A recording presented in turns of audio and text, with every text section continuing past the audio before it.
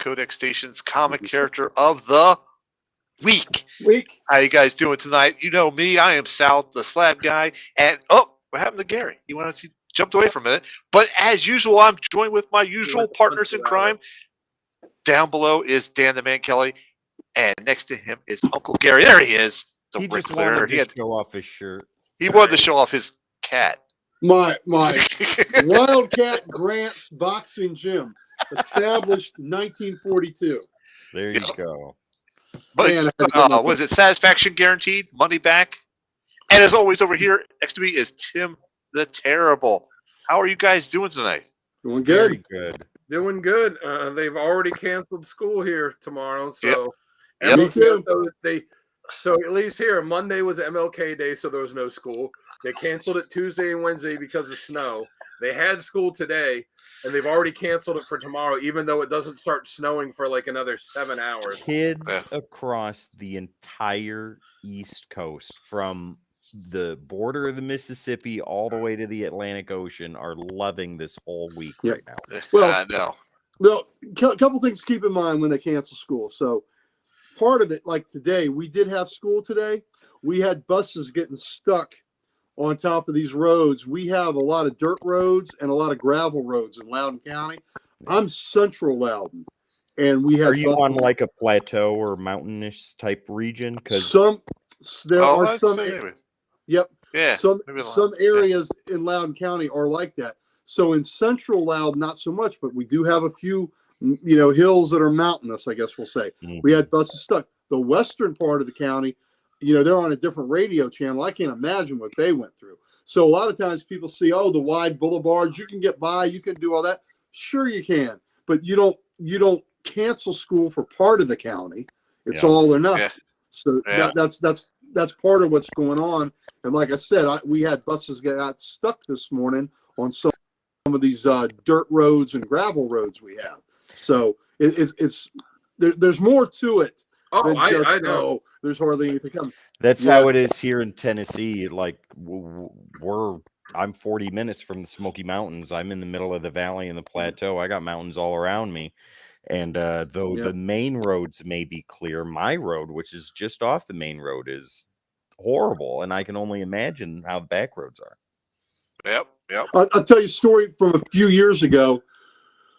2 or 3 years ago, Loudoun County canceled. Most of the counties around canceled, but I think it was Fauquier did not. And it was a day that was kind of iffy. We probably could have gone in. It would have been okay. There were a lot of criticisms. But one thing that happened in Fauquier County was one of the buses was backing up and ran over and killed one of the employees in the yard they had there. Now, don't you think Fauquier wishes they had canceled that day? Yeah. Because that event would not have happened, because that person wouldn't have been in that place at that exact time. So, of course, you don't know that, but it's just, we don't know, right? We don't know going into things what might have happened. So when there are days when I know parents get upset because, it messes up their plans, they have jobs, this and that, but you just don't know. Maybe that's a day that a bus slides off the road and kids are hurt. Yeah. Or, because think also they're kids at stops, right? Yeah. Like today, I had to be careful. I had some back streets that were kind of icy. I had to pull up away from the kids more than I usually do to make sure I didn't slide into the kids that were waiting for the bus stop. So, I get it. Factors. There's the years that I spent, in furniture delivery where I would go out on the road, but I was mostly, when I did appliances, I was on the road delivering, and that was the worst job that I've ever had in my life. Highly do not recommend delivering and installing appliances in Baltimore and DC. But in the furniture game, like I was mostly in the office. I would just go out occasionally, but like when the weather would get bad, when it snow and icy, they're telling the drivers like, nope, go out, still deliver. Like it would have to be the worst of the worst of the worst, because they were telling them like, oh, you want to drop a load? All right, because they're all independent contractors. Like, right. You work, they'd make all these threats and make them go out there. Like trucks are like sliding across the parking lot, and people are like, I'm home, I took the day off, I want my furniture delivery. Like, do you want it to be damaged because the guys the guys slip and fall delivering it. I mean, personally, for years, I delivered pizza and would go out, and no matter how bad the weather was, like I'd be out there. I'd be the one guy that always showed up. I remember one. And they look at you and they're like, "Why are you out in this?" Yeah, I'm like, "Why'd you order?" I didn't want to go out in this. I remember one time I was telling the manager, I'm like, dude, I was one of the few drivers that actually showed up. I'm like, you need to stop doing deliveries. Like, it's not safe out there. He's like, no, I can't, because his area manager told him, he's like, I was like, well, what are you gonna do if we just say no? He's like, oh, Alex, his guy above him, this D-bag, Alex Argain, told him, he's like, he said anybody that refuses delivery, to deliver is going to be fired. I'm like, all right, like I can't afford to lose my job. Like I'll go out and do it, but I'm telling you now, with witnesses around me, this is not safe conditions to deliver in. And I'm telling you this because if anything happens to me or my car, I'm going to sue you and I'm going to win because you told me, you threatened to fire me if I didn't go out and do this in unsafe conditions. So this will change from being Domino's Pizza to Dan's Pizza. And then what happened? Like I left to go on a delivery and I'm like driving 20 miles an hour and went to a stop sign, and the car decided, no, we're not going to stop. We're just going to slide across the road, right up over this curb, right into the grass in front of the police station. Yeah.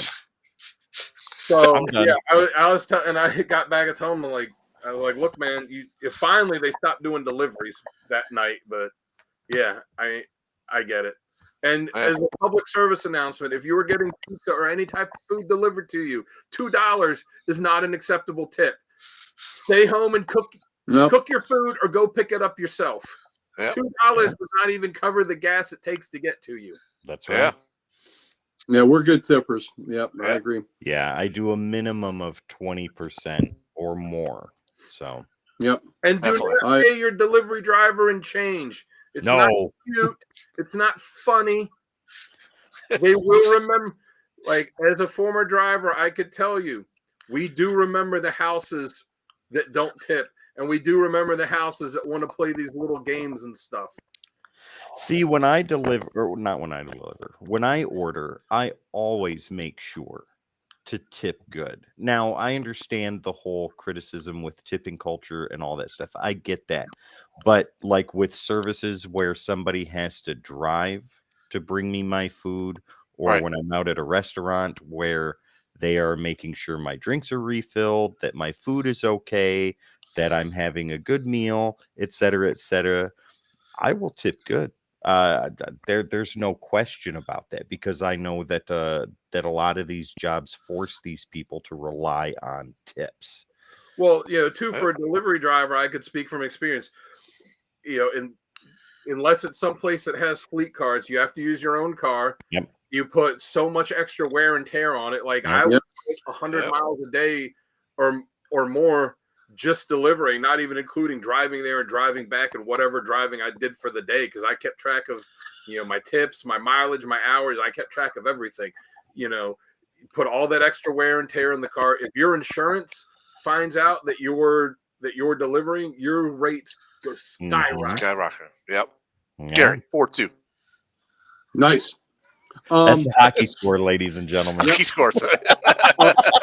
Look, I'm all about the tipping too. We usually tip above 20% everywhere we go, unless for some reason we got really lousy service. But my wife's a hairdresser and she gets tips, so we understand that tips are great and they're important. I plowed snow for about, like Tim said, like the whole tipping culture. Like, well, we shouldn't have to do this or that. Like, yeah, okay, you know what? You're right. You shouldn't.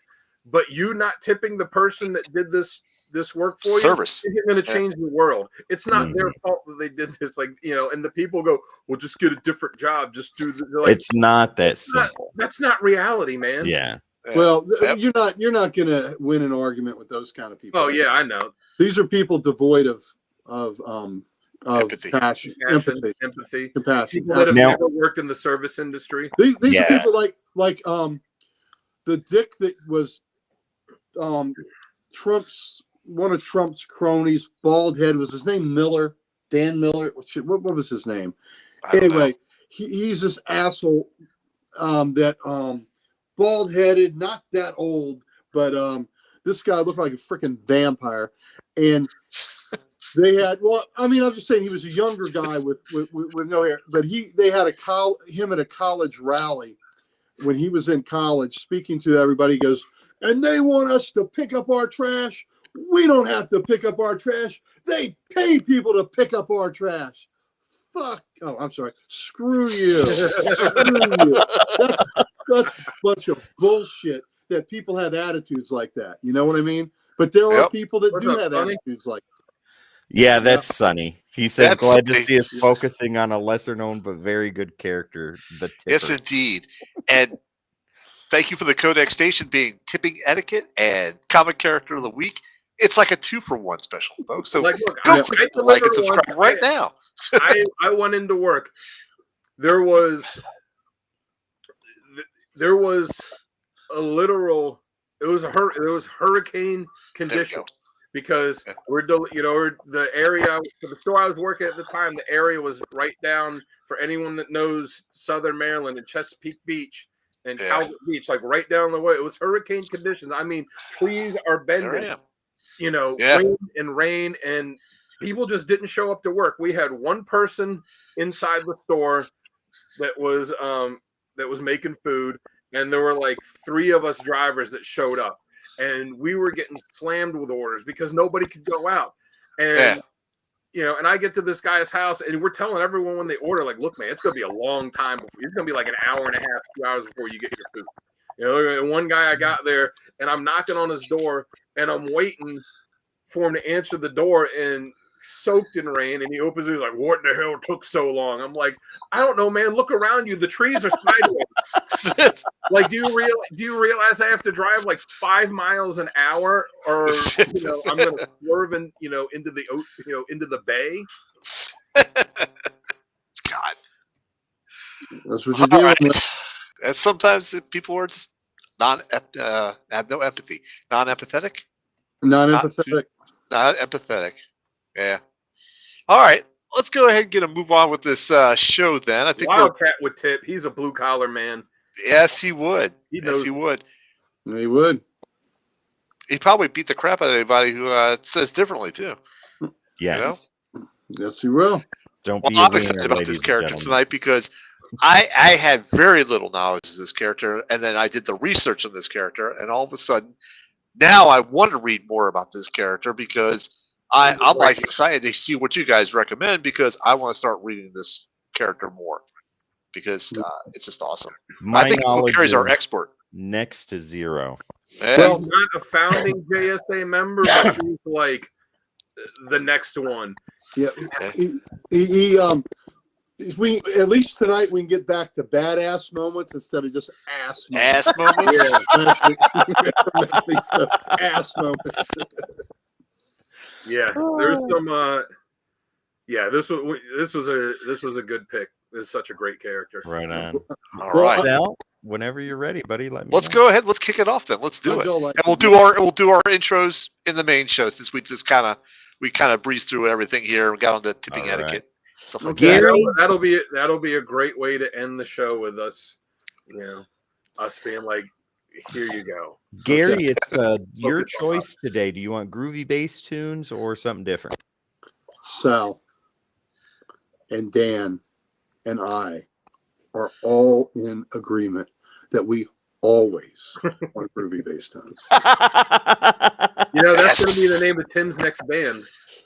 Ladies and gentlemen, get ready to slide into our DMs with this groovy bass tune. Ooh, that's filthy. Let's do it. This is the low D sharp, ladies and gentlemen, not a D flat. Here we go.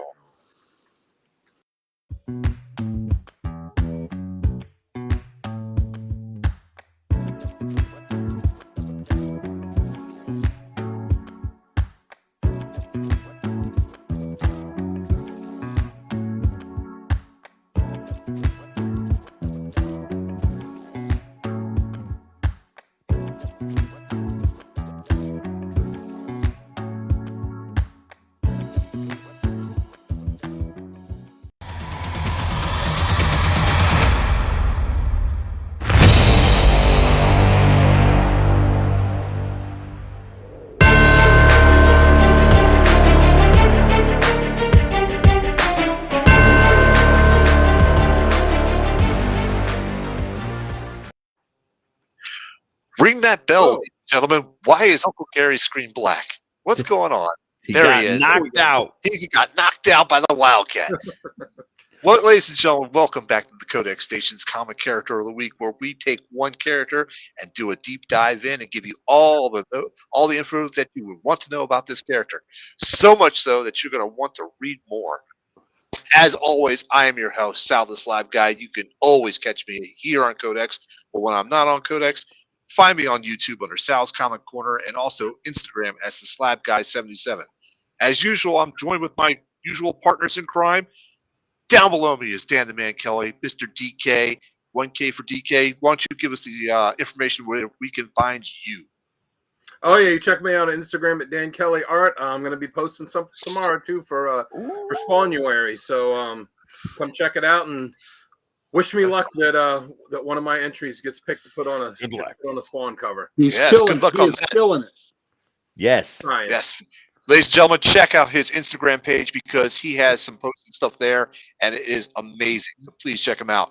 Dan, why don't you introduce your partner next to you? Why don't you do that? Because you always do a fantastic job. Well, tonight we are talking about a boxing legend, but next to me is the comic wrestling legend. He wears the $100 pants. He wears the $1,000 rings. He wears the cashmere coat. We all saw the pimp gear that he had on. Ladies want him, and men want to be him, and men fear him. He is the Ric Flair of comics. He is Uncle Gary. Woo! Thank you. That's why that man is my road manager. He knows how to give an introduction. Thank you. That's right. I'm glad y'all liked the outfit. I was wearing fur. For all of y'all want to see some really duds that were out of this world, when I'm wearing a pimp hat and fur, ain't nobody can touch that. You can catch me at Comic Logic. Please come see me at Comic Logic. I'm a proud co-owner of Loudoun County, Virginia's only comic book store, and I was just there yesterday morning. You can catch me every Wednesday getting that 4-color ink right in these veins, and when you get that ink in there, you build them big biceps. Yes, you can, and that's what we want. You want to get strong because reading comics makes you strong. That's right. Because you lift in stacks of books, then you lift in short boxes, then you lift in long boxes, and you're moving them here, there, and everywhere. Comics make you strong. Read them and do some push-ups. Also, we want to give big love to Archduke Kevy, who is our founder of the Comic Character of the Day site that bound us all together. It's where we got acquainted, and it put us in touch with one another. So we always owe him a debt of gratitude. I post the cover of the day.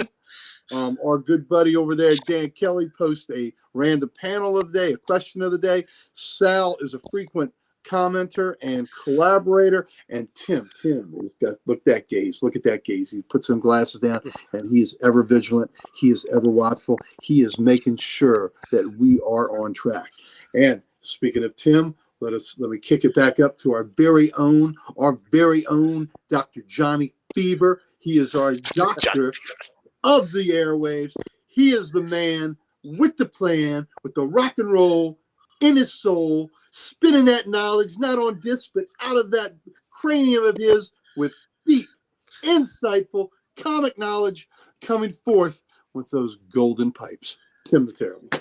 Ladies and gentlemen, it is a pleasure to be here servicing you tonight. And I don't mean on my knees. I mean front and center. Bent over the kitchen counter and cutting onions, ladies and gentlemen. While I am getting the cucumbers nice and ready, why don't you go ahead and hit that like, share, subscribe, and follow on all the socials. Uncle Gary, what do we have for them? We have all the socials, and we want to give them to you. That's right. Unprotected, unfiltered, and raw. Raw dog. Codex Station, ladies and gentlemen. And when you go to bed tonight and you lay down next to me and my sultry, sweet voice, I'll let you put on one of my shirts. Go to thecodexstation.com to get that merch, meet the team, and so much more. Ladies and gentlemen, thecodexstation.com. Wow. Right. There you go. That's an offer. Wow, did we just dip into the X-rated side pretty quickly there? It is a Not even- not Thursday. even- But let me tell you, let me give you a quick little story about yesterday. So I'm on the podcast, and before the show starts, they tell me that Tim says, "Now Gary, remember, this is a more family friendly show than the other shows. So we're going to do this now." I said, "Okay, I'm on board. Won't be cussing. We're not going to cuss." 2 minutes into the show, he drops an F-bomb. What was that? Sonny brought that out, to be fair. And then it went downhill from there. And then all of a sudden, like, if he's dropping F-bombs, then I can misbehave here. Yep. I watched that episode. It was... In my defense, Sonny forced my hand, so. Oh, yeah. The defense rests. It was all right. But talking speaking about good defense and good fighting skills. Oh, I see what you did there. Yeah, that was pretty good. That Dan, why don't was you give us the information on this guy tonight? Well, tonight we were doing the great Ted Grant Golden Age hero Wildcat, which I got to say, such a simple yet all-time fantastic costume. Plain black bodysuit, the cat mask, and and his wrists and fists wrapped up with the fighting bandages, just kick ass. Mm-hmm. Anyways, his first appearance was all the way back in January 1942 in Sensation Comics #1. Do you know what the other significant things about Sensation Comics #1 are? I do. I know Gary knows. I actually, hold on. I read this, now I forgot it. Second appearance of Wonder Woman. Second appearance of Wonder Woman, but there was something else. All-Star 8. All-Star 8 was the first appearance, and the story continued into Sensation 1. Yep, it is the second Wonder Woman, also her first cover appearance and her origin. But there's also the first appearance of another character in this. Terry Sloan. How about that? Is that a hint? No. Mr. Terrific. There we go. Okay. Oh. I did not realize he was out that early either. Yeah. Wow. So if you want to decide you want to buy Wildcat's first appearance, good luck. Good luck. That's what I tell people about. If you're a fan of Zatanna's father, Zatara the magician, and you want to get his first appearance, good luck. It's an Action 1. Nope, not happening. So anyways, January 1942, Sensation Comics #1, created by Bill Finger and artist Erwin Hassan. Nice. So Wildcat's real name, Ted Grant. He was orphaned during the Great Depression, was unemployed. One night he saved heavyweight boxing champion Soccer Smith from being mugged. Smith decided to take him under his wing and train him, and he eventually became a world champion boxer himself. Now, his managers later ended up framing Grant for the murder of Smith. They put a poison syringe in Grant's glove when they were having a boxing match, and it was just supposed to knock Smith out. They got the dosage wrong, and it killed him. And Grant was blamed, and he was arrested.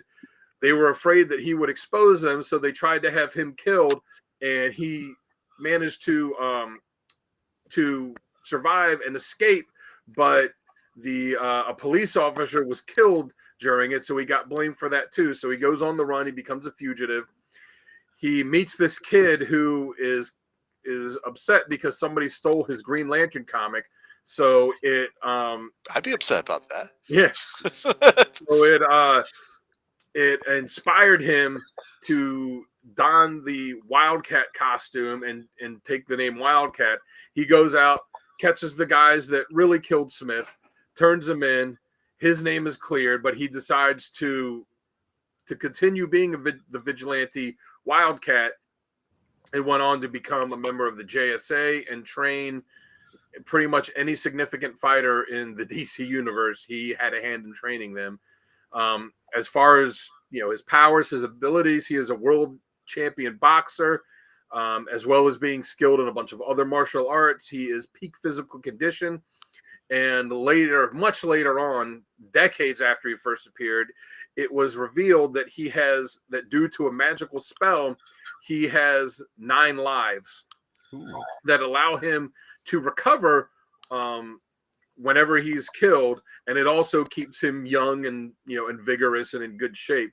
And then later on, it was revealed that not only does he have 9 lives, but these 9 lives are constantly replenishing themselves for every cycle. Now, this cycle is not really defined, but it's essentially revealed that the only way to really kill him is that you would have to kill him 9 times.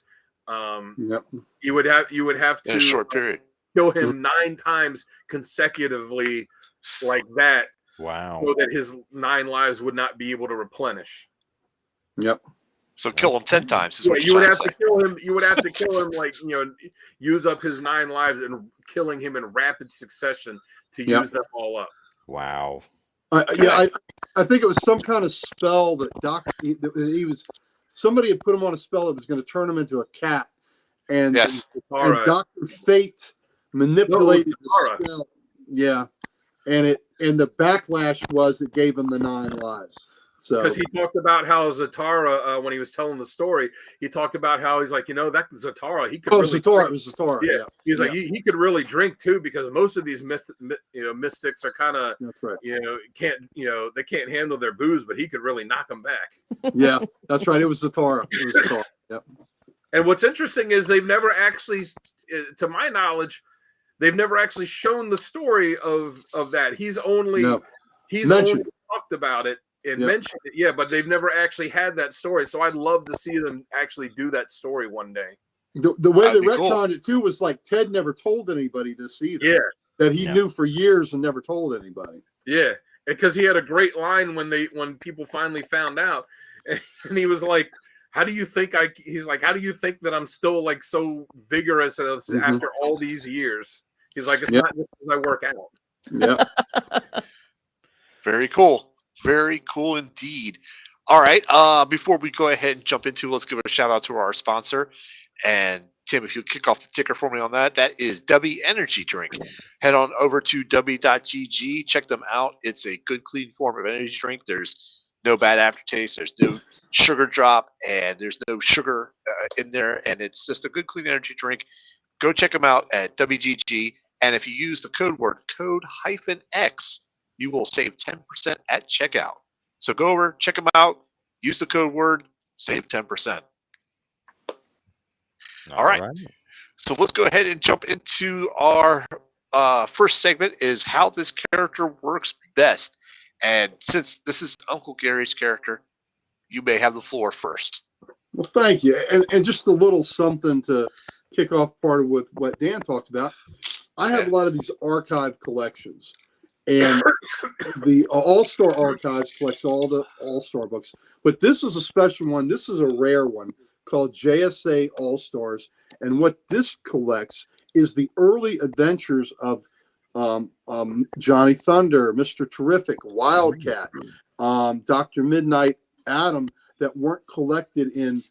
There were archive volumes that had like Flash and Hawkman and Wonder Woman, of course, Superman, Batman of the early Golden Age. But this was a catch-all because, like Dan said, these characters, the original books like Action and Sensation and all, there were like 8 different features in there. It was 64 pages, and each of the characters had like 8 pages. Like in Detective Comics, Batman had like an 8-page story. Then the next character would, like Slam Bradley would. Characters like that. So it was a big deal when Batman came out, when Superman came out. Those whole books were devoted to just that character. But in the other titles like Sensation, Wonder Woman was the lead character, but you had Mr. Terrific and you had Wildcat. So this is collecting a lot of those little 8-page adventures. So I'm happy to have it, and it's a pricey book anyway because it's a rarity. But this one I bought online. It was even signed. So it's signed by Sheldon Moldoff. Oh, nice. Roy Thomas. And over there by the Uncle Gary sign is Erwin Hasen, the creator of Wildcat. Wow. Isn't that awesome? Cool? Those are three pretty good ones to have. And what's even cool is this. Oh. What was the other side of the way? There you go. You see who signed it? Wow. Erwin I can't- Hasten, Oh, nice. the creator of Wildcat. And you got a sketch. man. Man, that's awesome. So Bill is the guy that had this done, and I bought this online. But this is an original Wildcat sketch by the artist who created Wildcat. Wow. Pretty freaking cool. It also came with a picture of showing Hasten and I guess Bill. You know. Wow. So the little fellow's Hasten. So how cool is that, right? To have a sketch, that is pretty cool. To have a sketch of the original Wildcat artist. Ain't that something? That is really awesome. Yeah, so so this book is rare anyway, but to have that, and just since I have this book, there's something kind of cheeky I should show you about the Golden Age Adam. The Golden Age Adam's costume was a wrestling singlet. Yeah. You see how? Let's see. Can you see that in his up his Let's butt? make him front and center. Make him front and center. All right, give me 1 second. Yeah. Hold on, Gary. Let's All make right. you front and center on that. Not me. Yeah. Not you. There you are. All right. So, can you see that upper panel? You talk about some serious wedgie action going on with the Atom. Wow. Oh, yeah. Yikes. Yikes. And there's crack like that almost the whole time. But it's just funny. There's bring out the bigger thing. Let's see that sketch. Like Yeah, that. there's that. Yeah, that's sketch. nice. Great. Isn't that great? So anyway, that's my show and tell segment. So thanks for enjoying it. So back to the original question: how does he work best? Yes. He works best. How does it work best for you? He works best for me when he is a street level brawler, and he is just feeding you this and that. He's giving you knuckle sandwiches left and right, and it's brute force, blunt force trauma to your cranium or to your midsection, and he is knocking dudes out. And so that's just a lot of fun in itself. He's also a great teammate in the JSA, and I think his greatest legacy is the fact that he has been labeled as the trainer. He taught Batman the sweet science of boxing. He's taught Black Canary from a young age, taught her how to how to fight. He's even taught Superman how to fight. One of the greatest, funnest Wildcat stories I've ever read, and I didn't include it on the must-read list because it was just a small story in the Green Arrow 80th anniversary special that came out about 3 years ago for his 80th. There was a story in there where Black Canary sends him to train at Ted Grant's gym, and Batman's walking out. And Green Arrow's like, what? Batman's walking out. And Batman even says something snarky to Green Arrow. He says, yeah, how's the Arrow car? So, anyway, so a cocky Oliver Queen gets in the ring, and Ted Grant's just pounding him. And he's not hitting his face, but he gives him a body shot that's got him on the ground heaving, and the Canary comes in. And he says, yeah, Donna, he's kind of pretty, so I saved the face for you. But he's got a strong right. I guess that's from pulling that bow, but he needs some work, blah, blah, blah. And it finally dawns on him because you didn't tell me it was Wildcat as Ted Grant, as Ollie's on the ground. Oh, wow.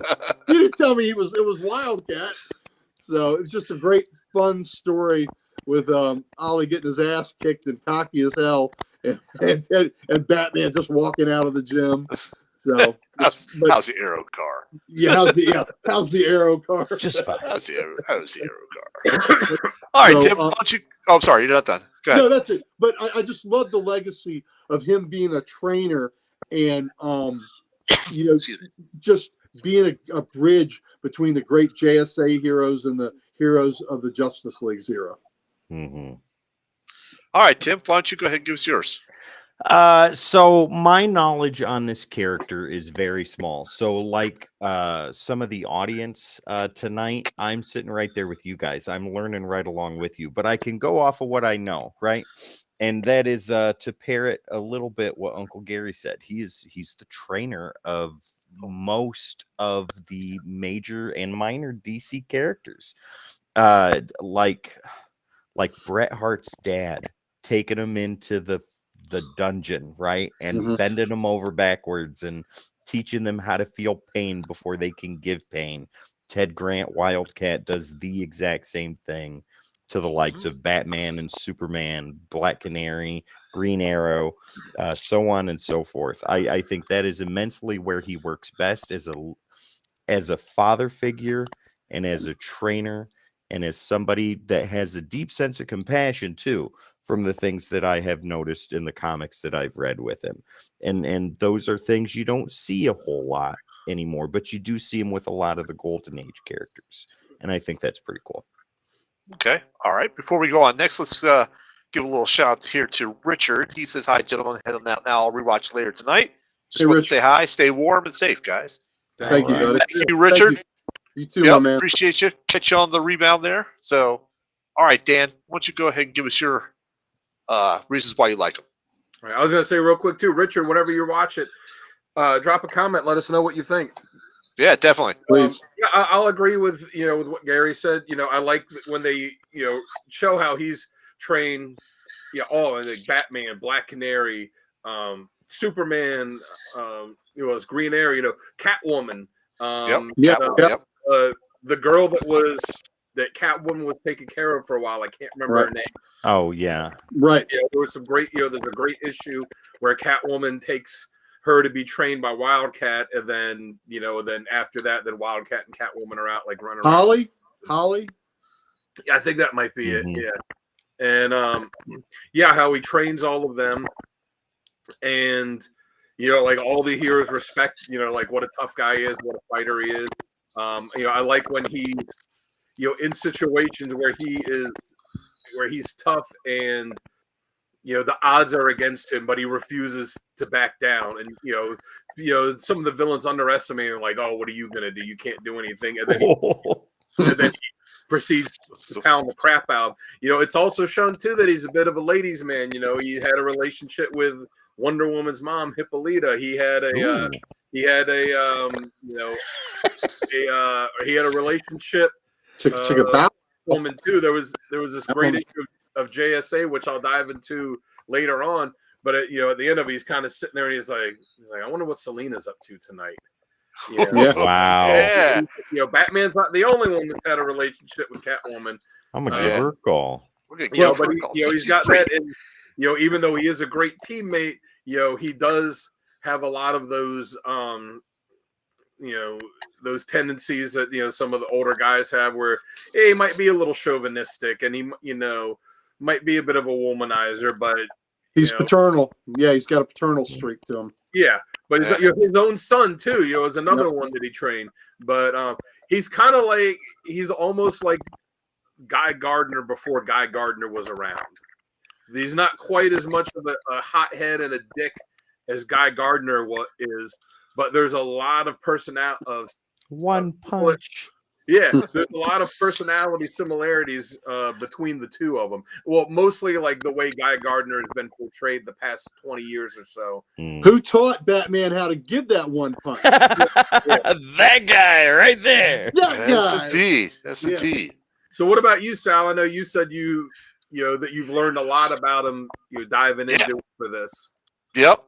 So let me just start right off with Gary's point. When he's punching and beating the ever-loving crap out of people, there are some covers, and I know probably one of us has this cover, but he's all beat up. He's got his hands up. He's like still raring to fight. Is that it right there? Boom! Look at that. Right there. That's that. From what I've read, that is a character that I want to read more, and so I have to echo that. I like the fact that he was boxer. I like the fact that he was training other heroes to fight and defend. What I read that he actually taught Batman how to take a punch rather than throw a punch. Is that correct? Well, that's part of it. Is that how I read it? Well, maybe you did. He taught that's part of boxing is to take a punch and throw. How to take a punch? Yep. Yep. Because Batman's been trained by like every person on the planet, to for his skill. So probably he was probably teaching more how to take a punch and into a fight, when that happens. But that being said, it's still like the fact that he was training, and he's still like trained with Catwoman and Canary. I love that. That's just awesome. It just shows it, and I think Tim, you hit this on the head right away. He is the bridge between the JSA and the modern day Justice. Oh, was that you? Gary, yeah. You said that? Okay, I'm sorry, That Gary. was me. You said That's that. okay. Yeah, so he is the bridge between the JSA and the modern day Justice League. Thank you. God, you're good. We're with you, baby. We're on board. We're good. I'm gonna go a little Wildcat myself on my son. Damn.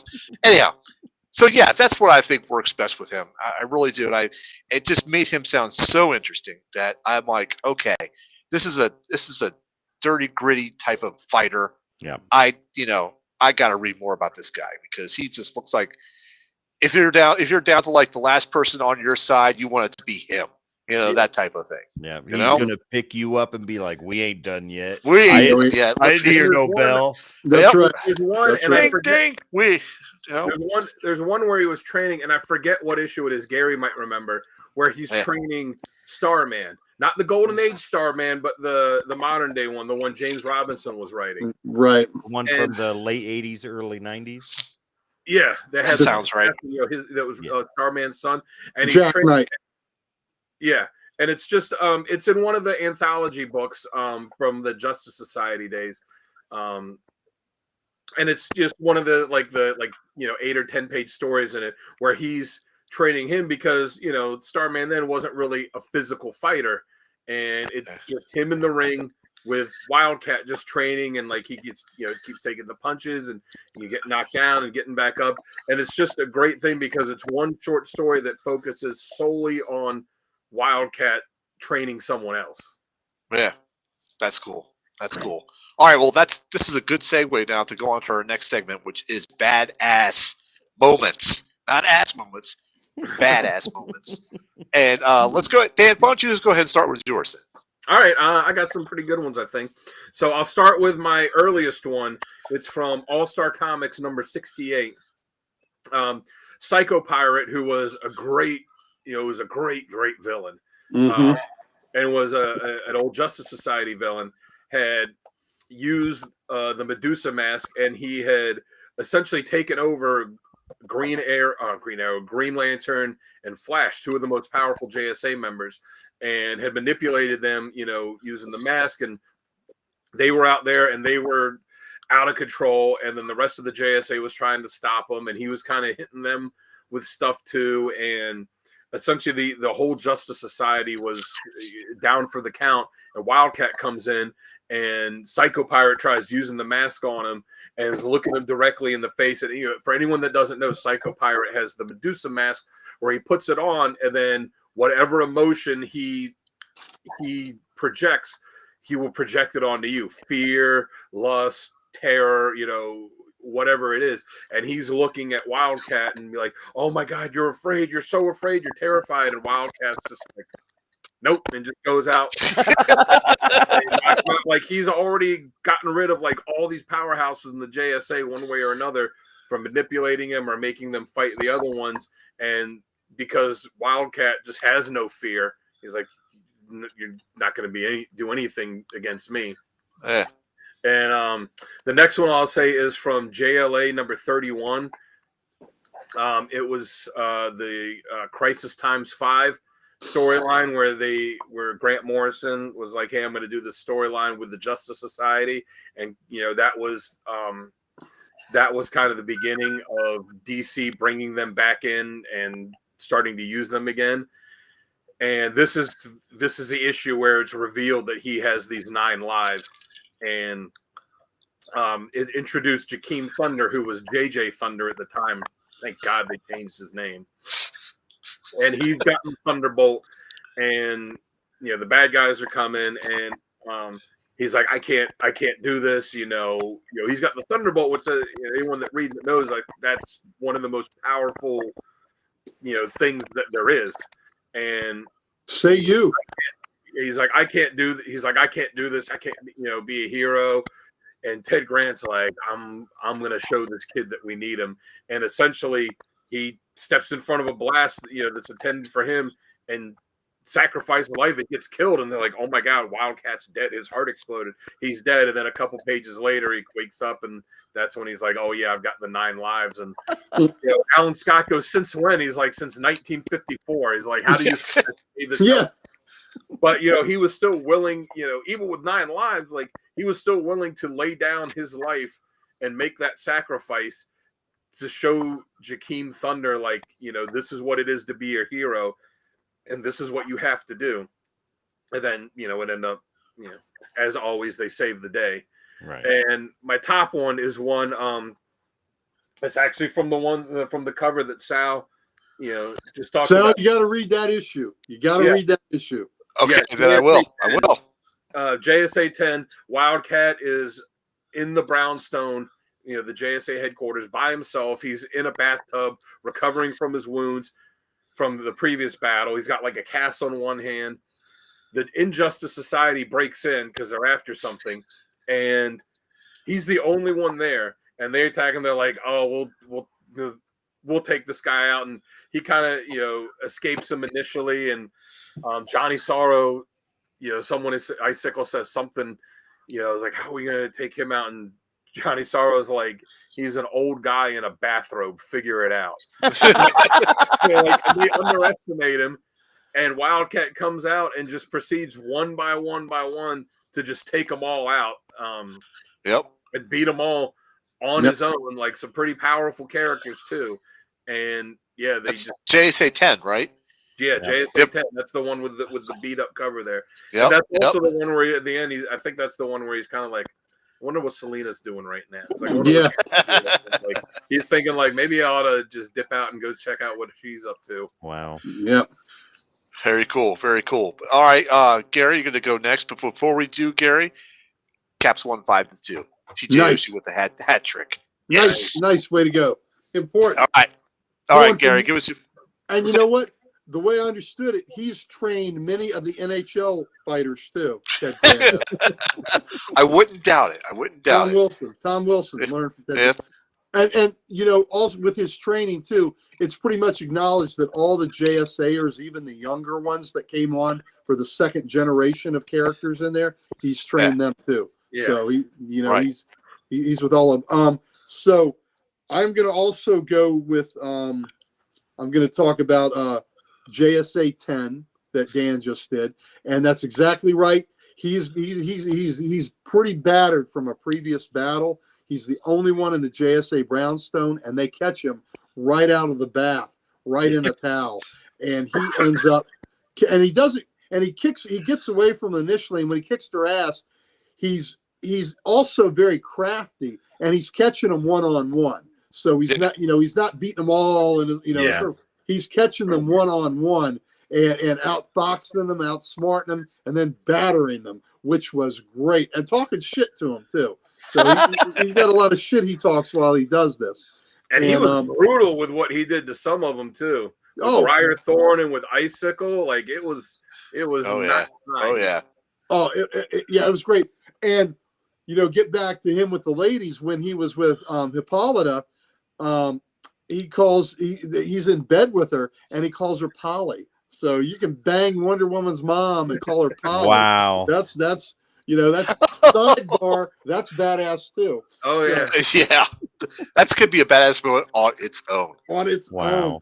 So JSA 10, it might even pop up in a must-read section somewhere. Oh, I think so. Yep. Sure it is. All right. In Batman Wildcat, there's been a Wildcat protege that gets killed in an underground fighting ring, and he wanted to be like Wildcat, and it was somebody that Ted was training, and he gets killed, and so Killer Croc takes him out. So Ted wants revenge on Killer Croc, and so here he's duking it out with Killer Croc. And Croc says, I did that wannabe and I'll do you too, Cat. He goes, I know more about Crocs than you think, Sunshine, Ted says. Even ate some down in Florida once. You'd think they'd be tough, but they're tender, especially the brisket. Tasted a lot like chicken. And beats his ass. Just beats Croc's ass. They're tender. Tasted a lot like chicken. Wow. Yeah, just beats. Now look, Killer Croc, when Batman beats him, he usually needs a little bit of help. Ted beat him with his bare freaking hands. Beat that reptile down. Waylon Jones beat his ass. So I think that's pretty cool that he can take on a powered guy like that. The last one I want to do is there's a Birds of Prey arc. Oh yeah. That is really good, where he and Dinah, the canary, are undercover, and she's relating a story about Ted when her mother, the original Black Canary, took Dinah, who was a young girl, to see Uncle Ted. And this is Gail Simone. Great writing. Oh yeah. I just want you to hear this part. She goes, let me tell you a little about Ted Grant. He was a big man with a long reach even back then. So this is back when she first saw him in his fighting days. He was a big man with a long reach even back then. 77 inches of speed and punishment with an arsenal in either hand. He could turn the lights out by the third round. One sports writer called that reach the deadliest chunk of real estate in the ring. Another called it, isn't that great? This is great writing by Simone. Another called it Grant's tomb, because if you stepped inside, odds were you'd be flat on your back soon. Grant's tomb. That is awesome, Gail. Gail Simone, God dang it. His hands were that lethal and fast. Brother, you could hear the air crack open when he punched. See, I was just a kid when I first saw him. To me, he'd always been this sweet, gentle man. I pestered my mom for weeks to let me see Uncle Ted ply his trade. I believe she thought I'd be so horrified that I'd run out of the arena crying my eyes out and never want anything more competitive than a game of Scrabble for the rest of my life. And there's an image of Ted walking out of the ring victorious, winking at Dinah, and she's just a kid. And she goes, bad plan, Mom. And it shows the young Dinah raising her hands, cheering. So that's just great writing. Gail Simone, who scribbled on my copy. Nice. But in this story, they're going to Singapore, and they're dealing with this old man who pretends to be a little more feeble than he is and not as sharp and up on technology as he is. And he's got employed these 12 brothers. And they're all named after zodiac signs, rat and snake and things like that. But these 12 brothers are cocky as shit, and they don't know who Dinah and Ted are. So they figure, maybe she's the money behind the operation, and he's he's kind of like her bodyguard or a protector, like a strong man. Yeah, they underestimate him, and at one point, they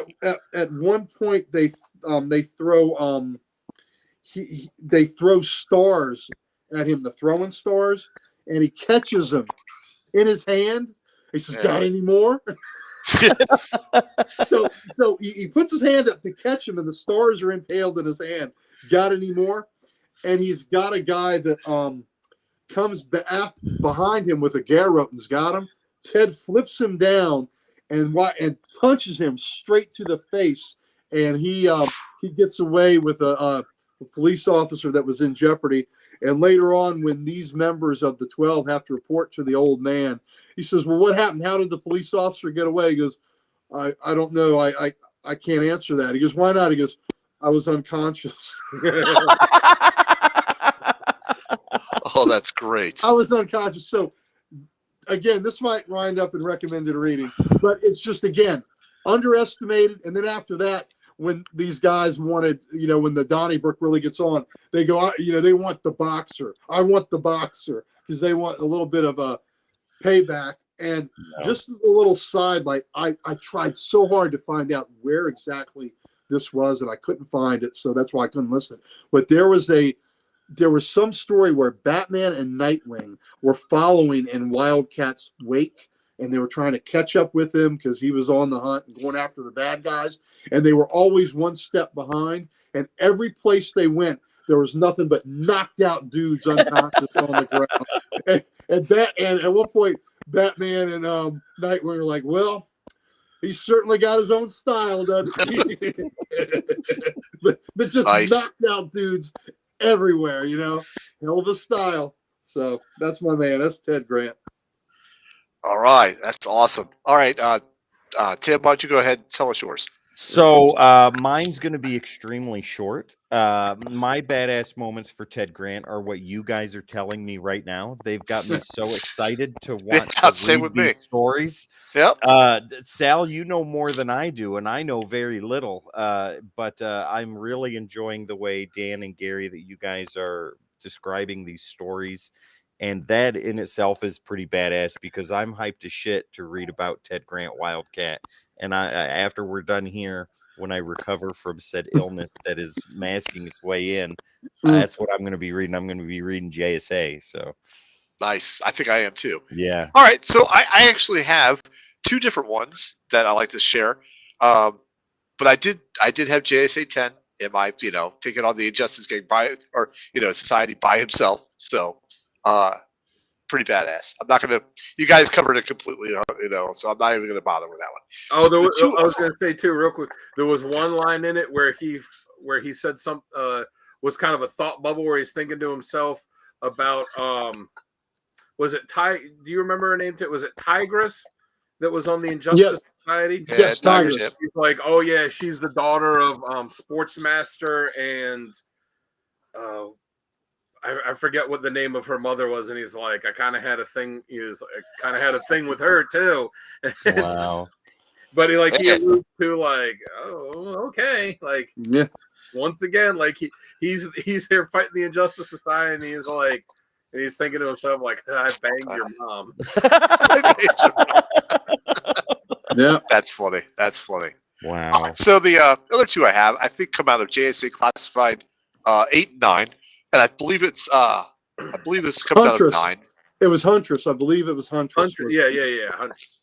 Huntress. Okay. All right. So I believe this was 9. He teams up with the Golden Age Flash, and at one point Flash has to kill him. Okay, and so Flash does, but because he kind of vibrates in his chest to stop his heart. But Ted Grant comes back and he's like, "Oh my God, that hurt like hell." He goes, "But I'm so glad you didn't punch me in the face because I need my Dougie Fairbanks looks." He goes, "Thanks for not, punching me in the face, or something like that." He goes, "What did you do?" He goes, "Oh, I just reached in and stopped your heart." He goes, "That hurt like hell, but thanks for not punching me in the face." So, and then later on in that issue, he actually had to stop the Flash because it looks like the Flash is being taken over, and he says that classic line of like, "Oh, this is going to hurt me more. It's going to hurt you." Well, it does hurt him a lot more than the Flash, but the panel. I wish I could show this to you guys, but the panel itself is just him clocking the Golden Age Flash. The Golden Age Flash is completely going like this, and it's just like one of those. The way they have drawn Wildcat, he is like a straight line from fist to toe, like this, through the Flash, who is like going completely back, leg in the air. It is an incredible shot. I wish I could. Maybe if I could actually.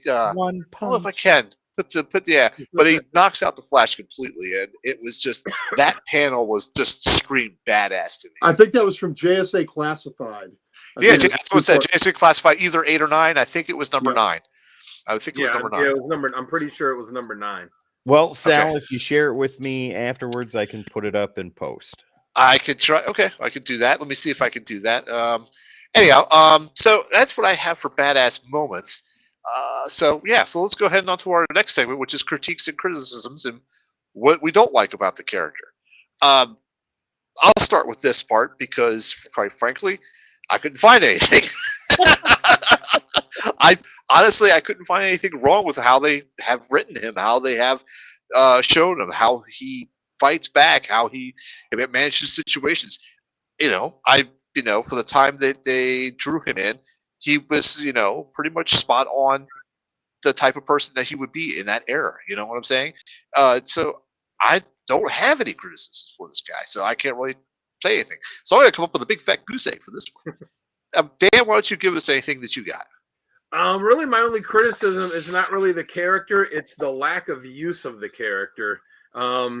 You'll see a lot of what we listed as our best scenarios for the character, the badass moments, the recommended reading. It's almost all in the context of a team setting, or something like Gary talked about with Wildcat Batman, where it's like the two of them. Like there's not, there's very rarely anything that's just Wildcat. And outside of the Golden Age stuff, even then he didn't really have his own book. He had backup stories, in a book, and he's never had his own miniseries or his own ongoing series. And it's like half of the JSA, the original ones, like there was Flash and Green Lantern and Sandman and some Starman. Like some of these guys were popular enough to have their own stuff, and then there's some of the other ones that that are still great characters, like Wildcat and Hourman, and some of those guys that are like that don't have their own stuff. So I think my only criticism would be he's just not used enough. He's not put out. Yeah, that's fair. Like I was saying, that he tells the story about how he got these 9 lives, and it sounds like it'd be a really cool story. They've never told it. They've only had him mention it a couple times here and there, and there's been a couple other things, which I'll get somewhat to in the recommended reading from his past, that they don't haven't told the story. They've just had him say like, "Oh yeah, this happened." Like I think it would be great to see a Wildcat miniseries that would be, maybe it would be like him training someone new, like a new character, and then just kind of going over his whole past from his time starting as Wildcat, and you could see all these moments. Some stuff that we've seen in greater detail, but some of this other stuff that has only been mentioned, where we could see that some more. Yeah, very good. Very good. Tim, why don't you go ahead next, and then we'll let Gary wrap up this segment. So I have the same criticism that Dan does. I know for a fact that he is used less than needed. That is a problem because he is such a great character. I mean, from what I'm hearing now and the little bits of information that I know, I wish they would use him more. Though I don't think that they could do, like, just my personal opinion, I don't think they could do a Wildcat ongoing series, but definitely a 12 issue or something like that. I think that's very possible, where he is the sole central character. And there's so many different stories and things that they could do in that sense. I'd love to see that, but I think that that's a hope and a prayer. Because I mean, he is more of a team player. And I enjoy that, but I really wish that they would allow him to have the spotlight. Before the others continue, let's go ahead and show what Sal was talking about. Oh, yeah. Sorry, you got this. Yeah. Oh, that's awesome. Yeah. Pow! I mean, look at the line from the fist to the leg to the foot. It's just that's what you call follow through. Power punch right there. That's like a punch that you feel in your teeth. That you hit it. Look at the helmet. Look at the helmet. Gone. The helmet's probably where the head was and one first contact. Yeah, you feel that punch in the teeth that you have left afterwards. Yes. Yeah. That's follow through right there. Wow. That's follow through. Let me tell you. All right, Gary, why don't you go ahead and give us your critiques now? Again, I'm with y'all. There's really not anything I don't like about this character. Perhaps when they reintroduced All-Star, when they continued the numbering in 77, I guess it was, with All-Star 58, and they introduced Power Girl. That was Power Girl's first appearance. They had her and Ted. Ted was maybe portrayed as a tad too chauvinistic. Yeah. And him and Power Girl, who was more of a progressive feminist, they would come at loggerheads. But the JSA wrote that much better, where they were still a little bit of friction between the two of them, but a great respect Yeah. between the two of them. So he respected her greatly. You don't have to like each other, but the respect is there. The respect was there, but when they like I said, in the late 70s, he was played a little too chauvinistic. Fair. That's fair point. Yes, but maybe the 9 Lives things is a little silly, but I'm okay with it. I mean, it's kind of an interesting little wiggle in the fact that he goes, "Oh yeah, that happened. I haven't told anybody." That's kind of funny too. So really, not much not to like. I know they did highlight him a lot in the JSA classifieds. That he had quite a few turns in that. So he did get some solo action in the great character, and I just love I love how he's connected to the older heroes and the younger heroes. That he is, like I said, he is that bridge. I love it. I think this is the first time that I am aware of where there has really been no negative criticism about a character. That's very telling, though. Yeah. I mean, because like Mephisto, we had a ton of that. I mean, with Beast, there was that, and other characters that we've done in the past, at least that I've been a part of. This is the first time that there's just next to no criticism other than they don't use him enough. Yeah. Well, that may be the reason why you don't have more criticism, because they have used him less. Right. Yeah, that's very true. Also true. All right, let's go ahead and jump into our next segment, which is top covers. Yeah. And what, Tim, why don't you go first and show us your top covers? Okay. And we'll go around the horn to me. All right. So, ladies and gentlemen, I don't know a whole lot about Ted Cord, right? Yep. Or Ted Grant. See, Jamie called him Ted Cord today while we were talking on the phone about this. He's like, Ted Cord Wildcat. No. Blue Giant Beetle Cat. Blue Giant Beetle Cat. Either way, JSA number 10, it has been talked about already in this show, and it's going to get talked about a lot more. When I was looking up best Wildcat stories, that was on the top of the list right there. Yep. So that's why it's in my top covers. That's a story I want to read. You guys have raved about it. I want to read it too. I agree. Come on. Wildcat over there, JSA classified number 27, round 2. That just looks perfect. It's him in the boxer setting, ready to go, ready to do it. Got that blood on his uniform and all that stuff. So that just looks cool to me. Sal, the one in the center is all for you, buddy. That is Super Team Family, Captain America, and Wildcat. That's awesome. I would buy that in a heartbeat. Right. So if you watched the previous episode, I think it was Mephisto. No, yeah, that's it was right. Mephisto. Yeah. It was Mephisto. Yeah. He did Super Team Family, and there's a website where this guy does these classic covers, kind of reimagined covers that never were, stories that could have been that aren't. And this one right here, Captain America and Wildcat. And let me see if I can read exactly what that says. He says that 70-year nap has made you rusty, kid, but I'm going to get you in fighting shape again. Yep. I love it. I think and anybody that follows on, stuff I've said on here before, and I've said it on the Comic Character of the Day page a lot. I just am shocked that they've, I guess not shocked because, they're not top tier stuff, but I mean, why have they never done a Justice Society Invaders crossover? It makes so much sense. It makes so much sense to do, and it wouldn't even be hard to explain it because they both fought the same villains. They both fought the Nazis. And then the whole thing with the Spear of Destiny in the DC, you could use that to explain something like I would love to see that. And then you'd get to see something like this in real life. Yeah. But I mean, look at that. The positions of the characters are very telling, right? Cap is all but down flat on the ground, and Wildcat is just hammering on that shield. I love it. Well, how he's taken existing images from different books and put them together magnificently. Yes. He does a great job. Oh, yes. I agree. Oh, yes. Yeah, so those are mine. All right, Uncle Gary, let's see yours. All righty. There you go. Let's put them up there. All right, so I'm going to start on the far right. That's Alex Ross. You can't go wrong. That's awesome. With Alex Ross. Can't go wrong with that at all.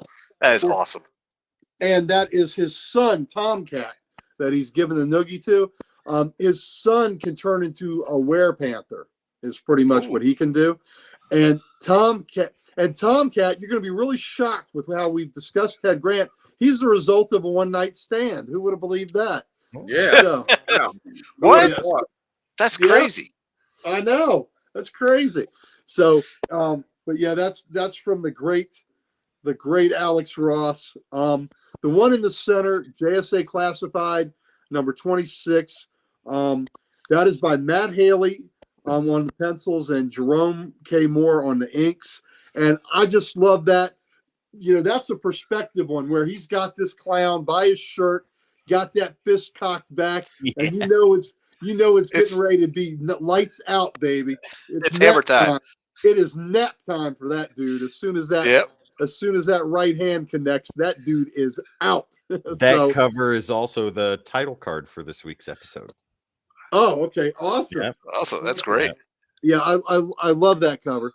And then now on the left, all right, this one is really special to me. Brave and the Bold 118. I talk about Swamp Thing 9 being my favorite cover of all time. Mm-hmm. This would make my top 10 covers of all time. Batman and Wildcat co-starring the Joker. The Joker's the ref in the ring. Just look at them going at it, wearing the cestises. And the way Jim Aparo draws hands, you never wanted to get hit with those hands. Oh. He was just brilliant. And I just love the composition where it's slightly, where, it's like an uneven look at that panel. And in the ring, and the both of them are throwing savage lefts at one another while wearing the cestises. So that, I know we on Grumpy Old Nerds, I showed that great Jim Aparo Aquaman cover. I'm telling you guys, Aparo is so underrated by this modern generation. In his time, everybody knew him and loved him. Agreed. But yeah, he is just somebody that needs to be remembered how awesome he was. So I totally agree with that. The Nightfall saga that I'm in the middle of, Jim Aparo's doing the main Batman work. Oh yeah, he draws these guys with these rock hard iron granite jaws, and just he just draws manly men. Is what he does. So that's awesome. That's awesome. Great covers, Gary. Great covers. All right, Dan. Let's see yours. All right, so I'll start over on the left. Gary already had it on his, but I mean, Alex Ross, it's fantastic. I love that it's him with his kid, and he's, like you said, he's giving the little noogie. You can't really go wrong. Alex Ross had some of those. I mean, he had a series of the Justice Society covers. He did first on JSA, and then on Justice Society of America, which started about a year after JSA ended, which just some fantastic covers there. And I like that it shows him with his son. It's so it kind of goes into the mentor aspect of it. The one in the middle, JSA 55. I love that cover. That's one of my favorite holiday covers. Yeah, it's so funny because you see Wildcat sitting on Santa's lap and the other kids are there waiting and he's got his list. And I love that the one girl says, "Wow, Catwoman needs a shave." And you see Grant there with the kind of little sly smile on his face, and Green Lantern's just giving him this stern, disapproving look. Wow. And while wearing a Santa hat. Yeah, just a nice, lighthearted, fun cover, because as tough and as badass as Wildcat is, he's also a guy that likes to kind of joke around a little bit and have some fun too. He would be the one teaching those kids at the gym, teaching them the box. Yep. Yeah. And then the final one I got, which was already shown too, the JSA Classified number 27. For me, my covers were these three and then the JSA 10, and it was really between 27, this 27 one, and JSA 10 on which one was going to go in, the one with where his face is all beaten up. But I picked this one because I think it really encapsulated the character. So it shows him bloodied and he's been beaten some. He's got the bloody knuckles, but he's not going to back down. And it shows the full body. And then it shows him in the boxing ring too, because being the boxer is like such an important part of the character. So that's why I chose this one, because like the other one where it shows him bloody and beaten but not giving up, this incorporates the boxing thing into it too. Yeah. Oh, there we are. Fix Gary's there in a minute. All right, so those are great covers, Dan. All right, let's go ahead and go to mine. All right. Where are you, Sal? There you are. And big surprise, I did not choose the Alex Ross cover as much as I wanted to, but I went with these three, and I'll start with the one on the left there. JSA classified number 35. He's surrounded. It looks like he may be in a jail cell or something like that. It looks like that's the effect, but he's got one guy in his left hand, which he's holding back. He's got the threatening fist in the front. He's pummeling guys. There's guys that are knocked out all at his feet. So this just screams badass on its own. Those other guys are outnumbered. Yeah. Yeah, those guys. Yep. Yeah. He's not locked in there with them. They're locked in there with him. That's right. Excuse me. So the next one I got is JSA 14, Detroit Shuffle. I love that look. He's beaten up. His knuckles are bloody, but he's still ready to pound somebody that It's like Gary says, give him that time. Send him to that bed, that time. Yep. And my last cover I've got is JSA classified again with number 37, Taking Out the Trash. So this just screams hilarious to me. He's dragging the guy behind him on the bike as he's going. I don't know. That's just badass on its own. Look at the bike. Look how the bike is shaped. The bike is like a cat as well. And it's a catocycle. It's his Oh my God. It's cat It is. Catocycle. I could just bet a lot of money that when he stops with the bike, he's tossing this guy into something like a wall or trash cans or a car or something else. That's where this guy's going to end up. Take it out since the title says "Take It Out the Trash." Wow. I'm gonna guess he's gonna get thrown into a dumpster or thrown into some trash cans. That's my guess. When this bike stops, that's where that guy's ending up. So there you go. Those are my top covers there. Great covers. All right. All right. So really quick, we're gonna do a quick sponsor break. And Tim, why don't you go ahead and give a shout out to this next sponsor that we got here. Yeah, absolutely. So, ladies and gentlemen, if you love the covers that you have seen so far this episode, I got the best place for you to go to check them out. What I want you to do is head over to our sponsor for tonight's episode, Nirvana Comics. Go to nirvanacomicsknoxville.com so that way you can have access to all these awesome covers that we saw, which have great stories inside. And on top of that, they gave me something cool to give away to you guys too, and I'm going to show that to you right now. Ooh, I get to get a giveaway? I get the giveaway? Exactly. I'm going to tell you how to do it. Gary's going to even show you what to do. Right. So, ladies and gentlemen, you're here, you're watching. Awesome. What you need to do, first step, subscribe to Codex. Go ahead. I'll wait. Do it now. Done. Okay, see, it was that simple. All you got to do next is head over to Facebook. Go and find Nirvana Comics Knoxville on Facebook. Type that in. It's right there. You can't miss it. This is the logo that you need to look for. Super easy, super simple. Ladies and gentlemen, make sure you're following them. Take a screenshot of that right here on your smartphone, if you don't mind, and share that on any post on the Codex Station's Facebook page. Make sure you caption it with "I'm in," and you're good to go. You're entered in to win this awesome comic book right here. Duke #1 store exclusive, ladies and gentlemen. And if you are in the Knoxville area, right there's the address. Why don't you go ahead and head over there? Talk to Grant, Jasmine, and the rest of the Nirvana Comics team. You're looking for books, and they've got a comic for everybody, ladies and gentlemen. Awesome. Isn't that going to be your LCS now? It is my exclusive LCS. So if you're in the area, you go there on a Saturday, you might see me. All right. Really quick, let's go ahead and give a shout out here to Richard again. He's still watching. I thought he had said now, but hey, Richard. This is the first time he's heard about this guy. Why was he featured more stories? He sounds awesome. He is. We totally agree. He is. He's fantastic, Richard. You got to check him out, man. We got recommended reading, and you can see where to check him out. Yeah. Catastic. He's catastic. He is fantastic. And Uncle Gary, that was a great segue because the next section up here is essential readings, and I'm going to let you kick it off then, Uncle Gary. Show us your essential readings. All right. For our essential readings, the aforementioned JSA 10. That background looks familiar. Sorry. Yeah. Oh, that's your great cover.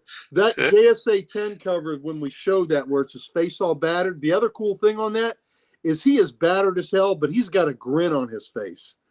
You know, on that JSA 10 cover, he has got a grin. He's like, bring it on. And that's the issue that we've talked about, where he gets caught by the Injustice Society all alone in the JSA Brownstone, beaten up from a previous battle where he was recuperating, and he pretty much kicks their entire roster of the Injustice Society's ass. So it is an amazing issue by the guy that has no powers. So pretty cool. Birds of Prey 80, and that was by the JSA 10 was written by Jeff Johns and David Goyer, and Steven Sadowski and Michael Baer did the art in that book. Birds of Prey number 81 to 84. This was the story where he and Dinah are under cover in Singapore, and they encountered the 12, the 12 brothers and the older man running the drug cartel organization, and it's a cat and mouse game with him and Dinah pretending to be something other than what they are, and the other people a little suspicious, but the greed will tell them that they want to make the money that they're being offered, because Dinah and Ted are trying to act like they want to take the entire heroin distribution network that they're doing and be the sole recipient of the drugs. So it's a whole lot of intrigue with it, and it's a great series. There's some themes with the Huntress that spin out of some previous issues of Birds of Prey, but that's okay. You'll get it. But it's a great arc. It's a 4-issue arc, and Gail Simone is just fantastic. And I got to meet her in person, and there was a panel that we did at the All-Star Con when we had her there, and I got to I told her, you get a lot of credit for the way you write women. You don't get enough credit for the way you write men. And case in point, the Secret Six, where she made you care about Thomas Blake, Catman. That's a character that's a throwaway character. She made you really care about him. And then the way she wrote Bane, I think, is the most sympathetic portrait that Bane has ever been, or way that he's ever been portrayed. It was just a fantastic work. But Gail Simone is fabulous. And that excerpt I read you about, Grant's tomb and things like that, just that reaches the deadliest amount of real estate in the ring, and she gets fighting. I mean, she really got into the mindset of a fighter and how a sports writer might cover boxing, the sweet science. So Gail Simone wrote that.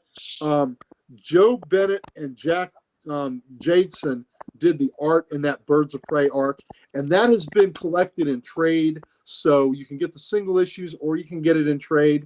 And then the last one is Batman Wildcat. Now, it's the Batman Wildcat trade paperback. It is a 3-issue miniseries, but if you get the Batman Wildcat trade paperback, you also get the 3-issue Catwoman Wildcat miniseries, and you get 5 Brave and the Bold team-ups with Batman and Wildcat. So Bob Haney was the Brave and the Bold writer, and he liked Wildcat a lot, and so did Jim Aparo. So 3 of those stories are Bob Haney with Jim Aparo art in it. And one of them is the story that goes along with that great cover I showed you, Brave and the Bold 118. So the Batman Wildcat trade paperback's the way to go. Again, you get the Batman Wildcat 3-issue mini, you get the Catwoman Wildcat 3-issue mini, and you get 5 Brave and the Bold stories with Batman and Wildcat in it. That is a bargain, my friends. Nice. That's awesome. Please, that is the book to get. All right. Great stories. Dan, why don't you go ahead and go next? All right, I'll start at the bottom. I had the Batman Wildcat 2, which, it's already been talked about before, and Gary covered it pretty well. And so not much more to be said about that other than, it's great.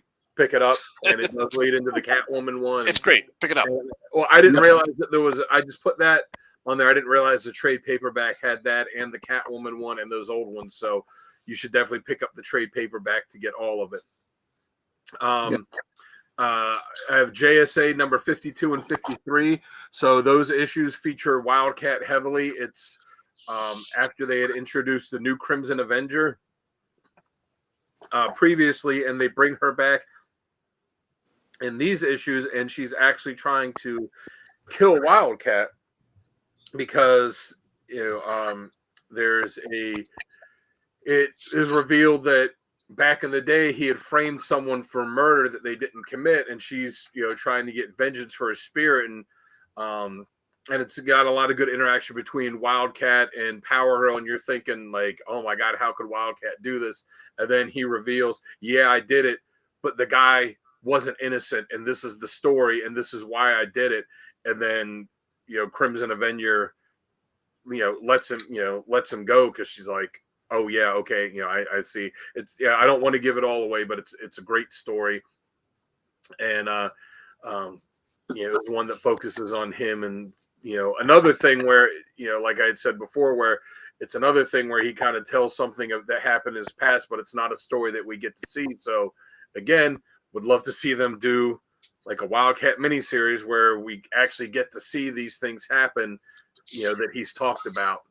Yeah. And then at the top, it's actually not Crisis Times number 5. I guess it was just typed in there wrong. It's the storyline is called Crisis Times 5. It's the Grant Morrison JLA issues 28 through 31. It's like I said before, it's where they brought the JSA, brought them back, and was kind of using this as the kind of, I guess, like the testing ground, the springboard to then launching their own series again a little bit after this. But the story is that it involves like the fifth, some fifth dimensional imps, and it introduces Jakeem Thunder, and him with the Thunderbolt that Johnny Thunder used to have, and this disgraced Justice League character Triumph. And it's not solely a Wildcat story, it's the JLA and the JSA, but Wildcat is among all of these characters are in it, Wildcat's a character that really shines in it. You could tell from his writing that Grant Morrison really liked the character. There's some great interactions between him and Plastic Man early on in that first issue at number 28. Says something kind of smart to him, and Wildcat just grabs him by the throat, and he's like, yeah, shut up, O'Brien. I remember when Sister Mary Margaret or whatever used to beat you with a ruler, and something like that. I can't remember exactly what it was, but like there's just some fantastic dialogue that he has in it, and some great moments. And like I had in my badass moment where he sacrifices one of his lives, to show Jakeem Thunder what it means to really be a hero. And then that's also where he reveals, oh yeah, I've got these 9 lives. And like I said, while it is a team story, he is one of the more prominent characters that's in it, and it's it's really some great stuff. Nice. Good job. Very good. I'm pretty sure you can get that in one of the trade paperbacks for JLA. Like I said, the name of the storyline was Crisis Times 5, so I'm sure that's what the trade paperback would be called too. All right. Very cool. All right. Tim, why don't you go ahead and go next, and I'll go last in this segment.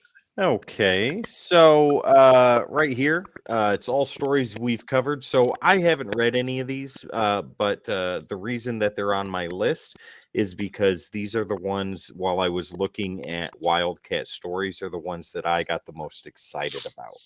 So JSA number 10, right off the bat, we've talked about that at length on the episode so far, so I don't think I need to go into that any further. But I tell you what, I'm gonna find that this weekend, and I'm gonna read it, and I'm gonna text all of you and tell you how I loved it.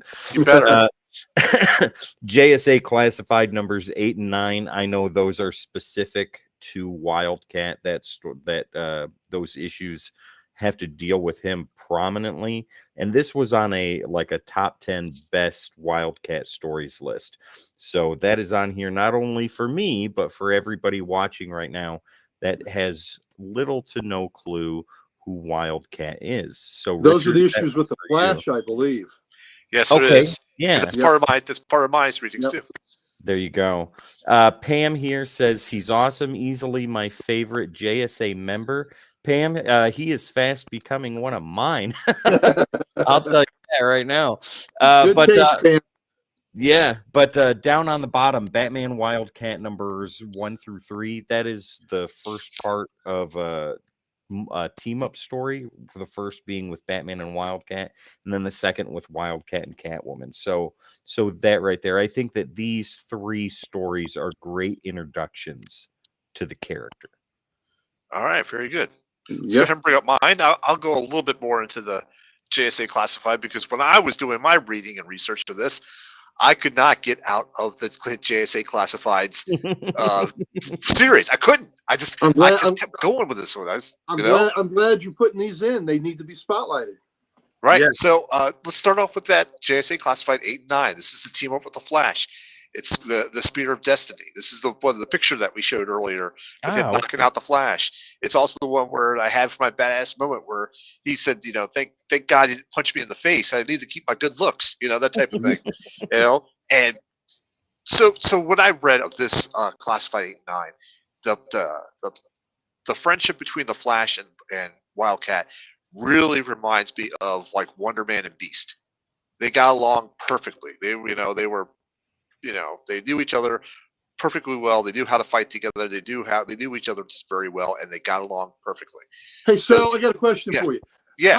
How were Wonder Man and the Beast such friends when Wonder Man was never an X-Man?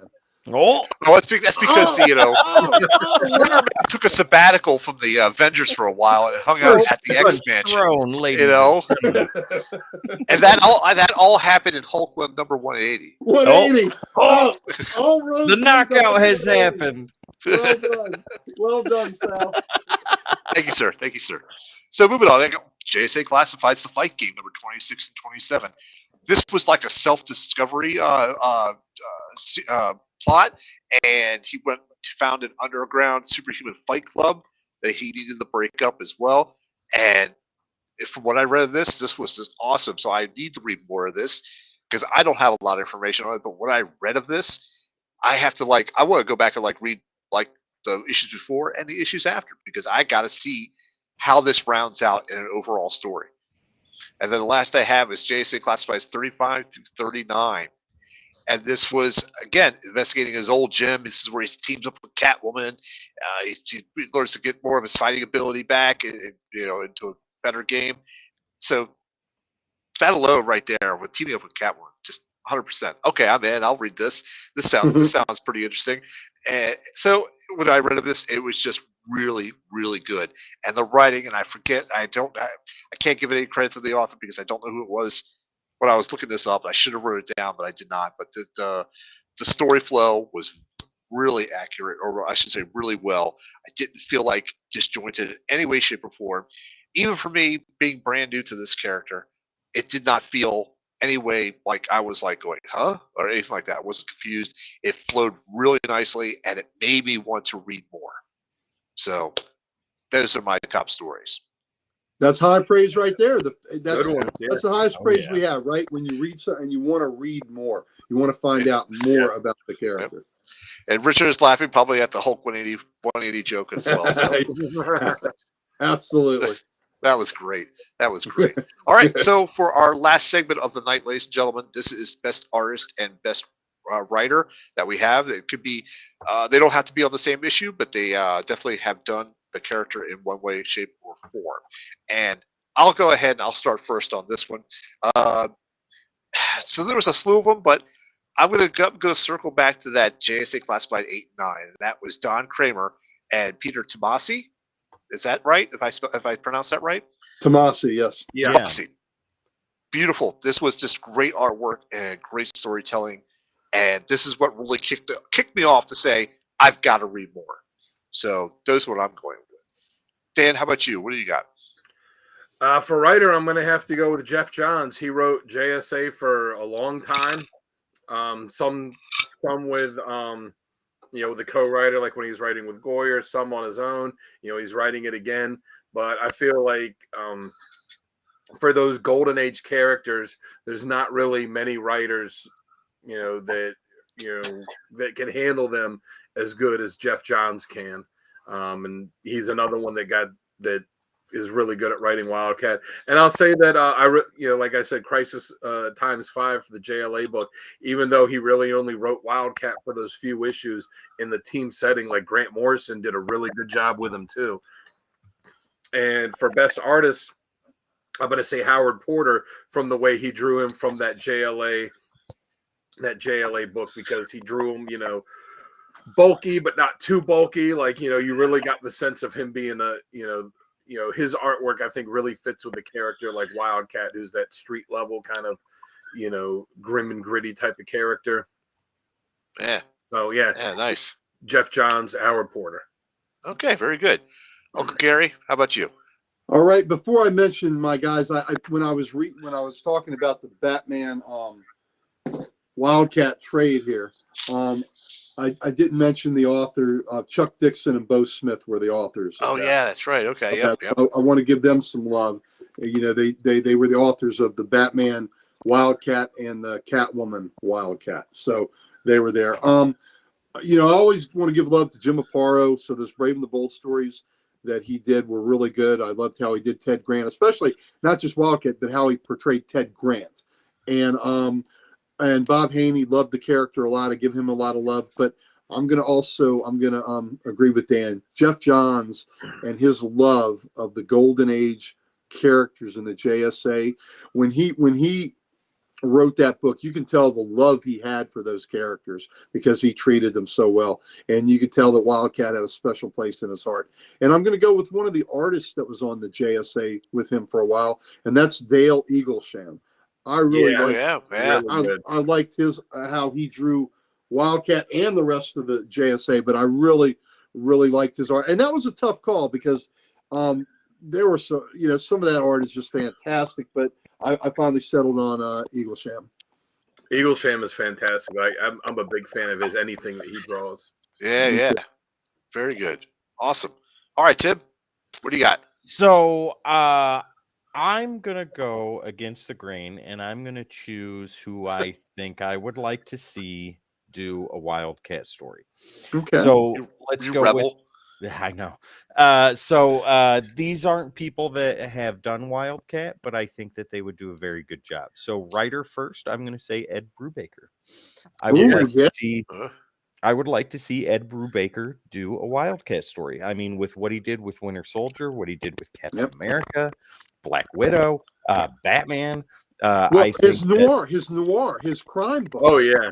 Exactly. So with what he does with his crime book, because boxing is a very seedy sport and all that, I think that is an off the charts wish right there. That would be fantastic. I would love to see Ed Brubaker. Oh, Wes, you rebel scum. Welcome to the show, good sir. But yeah, Ed Brubaker, and who I think would do a really good job with the artwork. I think these two would work very well together. Is Jim Valentino. I would like to see his style of work, because with what he did, not only with Guardians of the Galaxy, but what he did with his own creation, Shadowhawk, who was a street level fighter and was brutal and vicious. I think that those two would work very well together.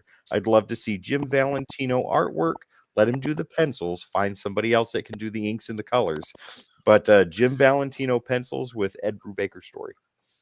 I'd like to see, as I say, thrown in for who you'd like to see do it. I think Doug Mank would be fantastic. Oh yeah. I agree. Art on him, because like Wildcat is the perfect kind of character for the style that he draws. Like you really gritty fighters that are really muscular. And then you look at Doug Mank in real life, and like he looks like he could be Wildcat. Yeah. Nice. So yeah, there you go. Very good. Very good. All right, gentlemen, this has been a great episode. I think we can go ahead and wrap this up, but I wanted to mention one more thing. the fighter tape on his hands. Do you think Daredevil pulled inspiration from that? Because Daredevil always had that fighter tape as well, and some of it always hanging off his hands as well. Do you think he pulled that from there? Well, I think the tape around his hands was something that was more modern comics. That wasn't there in his Yeah. Really? You think so? Okay. Yeah. I don't remember it. Just, I don't remember it from the Golden Age, and I don't remember it from the Brave and the Bold's Wildcat had gloves. So that is more of a modern construct. So it's possible. It's possible that maybe that we have to go back and see the first time we noticed it on Wildcat and the first time we noticed it on Daredevil and see. But here's an old Brave and the Bold cover, and Wildcat's got the gloves. Yeah, that's true. Okay. Yeah. Very good. Because even in that Justice League story that I mentioned, when when they brought the JSA back, I have to double check real quick, but I don't think that he had the tape on his hands then. I don't think he had it JSA classified. That's for sure. Yeah, absolutely. That was after that was after they launched the JSA, the JSA book, and the JSA book was out for a couple years before they did classified too as part of it. So the JSA 10 cover, he's got it on his hands then. I'm thinking that this happened during that iteration of that. During the Jeff Johns era? Because I just pulled it up and I'm looking at that issue of JLA number 28, the first part of that story, and he doesn't have the tape on his hands yet. It's just the black sleeves that go into the black gloves. Yeah. Okay. All right, interesting. So maybe he took it from Daredevil. Yeah, maybe he got it from Daredevil. Oh, but ultimately it came from boxing. Oh yeah. Right. Oh, absolutely. Yeah. Very true. It fits him too. I saw someone comment somewhere online that who'd win in a fight, Wildcat or battling Jack Murdoch. Ooh. Well, I'd have to say, since Wildcat is a seasoned, was a champ. Jack wasn't a champ. Wildcat was a champ, and Wildcat also has all that experience of being a JSA member. So I got to think Wildcat outclasses him. Now, if they were to, in the new DC universe, if whenever they introduce the JSA, who do you think would be a good actor to portray Wildcat? I think if you want to go for the, for him as the older guy, Sylvester Stallone would be a good one. Yeah, that would. I think Stallone could be. I think because of his physique, Tom Hardy could be too. Oh yeah, Tom Hardy. Yeah. I was gonna say Tom Hardy. The younger one, another older one that might be good too would be Mickey Rourke. He would be good. Who was a boxer. He was looking for a while to be a boxer. Yeah. And he did beef up for the wrestler, so he could be a heavyweight. I mean, that's for the Expendables too. So Yep. So I think Mickey Rourke is a great choice. And Mickey Rourke. If y'all haven't seen The Wrestler, oh my God, what a heartbreaking movie that was. Oh, that's fantastic. Yeah. Oh, what a performance. Movie. What a performance. Oh my God. Great movie though. Yeah. All right, then. Let's go ahead and wrap up this one and put it to bed. Put it to cut. Get it to print, baby. Right. Thank you, guys, gentlemen. Great stories, great covers, great stuff all around. Once again, I am Sal, the Slab Guy, your host. When I'm not on Codex, you can always find me on Sal's Comic Corner or Instagram as the Slab Guy 77. Dan, where can they find you at? Check me out on Instagram at Dan Kelly Art, and I don't know. Do it. Go follow me. 1K for DK. 1K for DK. Hit 1,000 followers by the end of the year. So I think I'm at 818 now. So, nice. Keep on Very going, good. buddy. Richard says another great episode. Have a good night, guys. Thanks for watching. Thank you, Richard. Thank you for tuning in. Yep. Thank you, buddy. Hopefully, we're giving you some good stuff to go read on this guy. Yeah. Yeah, hopefully. And then next to Dan is none other than the Ric Flair of comics, Uncle Gary. Woo! Hey guys, I want to. You can catch me at Comic Logic on Wednesdays. Loudoun County, Virginia's only comic book store. Catch me there. Would love to see you. We also do a Facebook Live show the first three Thursdays of every month. We do a preview show, and then we do our Grumpy Old Nerd show the second and third Thursday. These fellas here, Dan and Sal, were kind enough to be contributors on that today, so please come tune in and see us. Also want to give much love to Archduke Kevy, his comic character of the day site that we are all contributors to, so please check that site out. He's the reason that so many of us are acquainted and on this channel, is because he brought us together with that site. So thank you for that, sir. And I also want to thank you fellas tonight, because I know Dan was very familiar with Wildcat, but for you guys to Tim and Sal, for you to dive into this character who you didn't know much about, and I got to tell you, I'm really thrilled that you guys want to read more and see more Wildcat. That makes me feel great that y'all, that this is like, wow, this is somebody I want to check more out. So hopefully more of y'all folks watching out there feel the same way too, because Ted Grant is a fantastic character created in the golden age of comics. So, but thank you fellas for being so supportive of it. Oh yeah. All right. You guys did Mephisto last week. I mean, it's only fair. Uncle Gary, why don't you go ahead and introduce our last guest here? Our last person here. Where we go. Okay. Yep. Listen. Guy that's right over here. We all bring our singular talents to this wonderful station.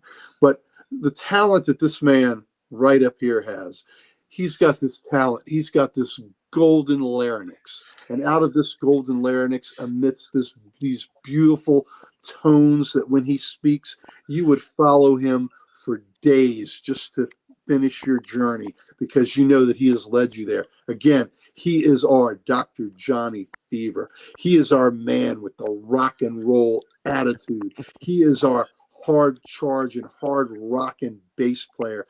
And when he speaks, even when he doesn't have this instrument that he's strumming in his hand, he has this instrument in here, this larynx, and what emits from it is these golden tones. He is like Mel Torme. It is the velvet fog of his voice. The one, the only, Tim the Terrible. Ladies and gentlemen, I'm going to take us out just like the announcers at a boxing ring. So get ready for this. This is on the fly, on the spot. Ladies and gentlemen, weighing in at a combined weight of 220,000 pounds, the Codex Station. I want to thank you very much for coming here and joining us tonight at ringside, ladies and gentlemen, for the 1-2 punch that is Ted Grant, Wildcat. Be sure to tune in next week as we join all of us together with more awesomeness on more characters right here at the Codex Station. Let's go ahead and hit that bell. Ding, ding. Love it. I hope you guys have an untampered 9.8 day. It's a slobber knocker, ladies and gentlemen. There's gaping holes everywhere. Everywhere. There it is.